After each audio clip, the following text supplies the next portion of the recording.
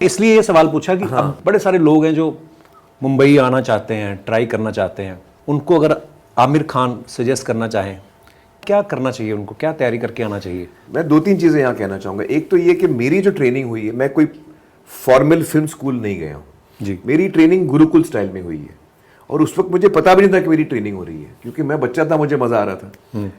तो मैंने घर में जो काम देखा होते हुए अब्बाजान का, चचाजान का, उससे मैंने सीखा।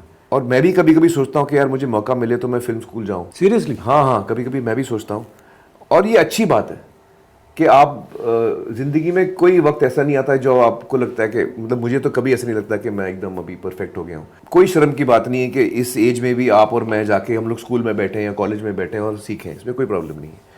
तो मैं एक्चुअली यंगस्टर्स को ये कहना चाहूँगा कि उस वक्त तो इतना था भी नहीं, फिल्म स्कूल्स वगैरह। जो कोई भी फिल्मों में आना चाहता है, आई थिंक सबसे पहले तो आपको राइटिंग सीखनी चाहिए।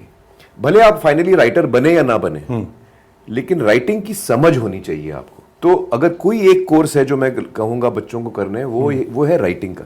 अगर आप उसमें बहुत डीपली इन्वॉल्व होना चाहते हैं तो 2-3 साल के कोर्सेज होते हैं, लेकिन अगर आप एक बेसिक अंडरस्टैंडिंग भी चाहते हैं तो 2-3 महीने के कोर्सेज भी होते हैं राइटिंग के।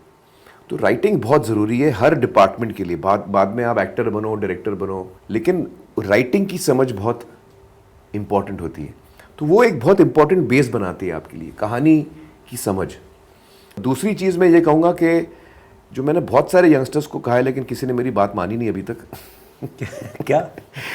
अपना देश घूमो, 4-5 दोस्त इकट्ठा हो जाओ, सेफ्टी का ध्यान रखो, जाहिर है, लेकिन एक ग्रुप बनाओ और आप कश्मीर से कन्याकुमारी 1 साल या 2 साल में आप ट्रैवल करो। अलग अलग राज्यों में जाओ, अलग अलग शहरों में जाओ, अलग अलग गांव खेड़े में जाओ, और ये 2 साल आप अपने आप की देखभाल करना खुद सीखो। हमाली करो, कमाओ, जैसे करना है आप सर्वाइव करो। 2 साल आप सर्वाइव करो और देश घूमो। ये 2 साल के बाद जो आपको सीख मिलेगी वो कोई कॉलेज यूनिवर्सिटी आपको नहीं सिखा सकती। जो बच्चे ने 2 साल अपने खुद के देश में वक्त बिताया है, लोगों से मिलकर उनसे सीखना, रिश्ते बनाना, वो जब आप सीखोगे, वो जब आप कर लोगे, तो ऐसी कोई प्रॉब्लम नहीं है लाइफ में जिसका आप सामना नहीं कर पाओगे उसके बाद। Actually you will be ready for life. बिल्कुल भाई, टोटली एग्री। मैं ये रिलेट इसलिए भी कर पा रहा हूँ भाई, जब हम लोग नए नए आए ना अमृतसर से, तो स्टैंड अप कॉमेडी नई नई शुरू हुई थी, मतलब टीवी पे।